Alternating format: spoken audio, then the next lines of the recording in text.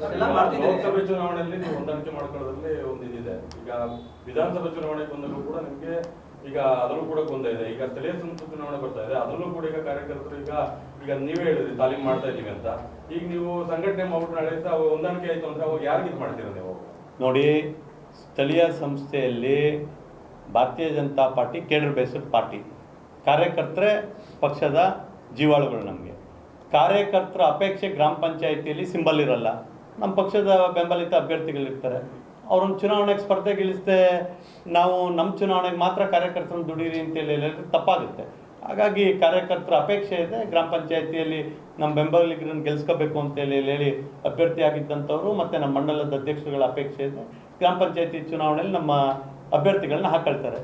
ತಾಲೂಕ್ ಪಂಚಾಯಿತಿ, ಜಿಲ್ಲಾ ಪಂಚಾಯಿತಿಗೂ ಕೂಡ ಪ್ರತಿ ಕ್ಷೇತ್ರದಲ್ಲೂ ಕೂಡ ನಾವು ನಮ್ಮದೇ ಆದಂಥ ಶಕ್ತಿ ಇದೆ. ಆ ಶಕ್ತಿ ಅನುಸಾರವಾಗಿ ಸಂಘಟನೆಯನ್ನು ಪ್ರಾರಂಭ ಮಾಡಲಿಕ್ಕೆ ನಾನೀಗ ಆಲ್ರೆಡಿ ಸೂಚನೆಯನ್ನು ಕೊಟ್ಟಿದ್ದೀನಿ.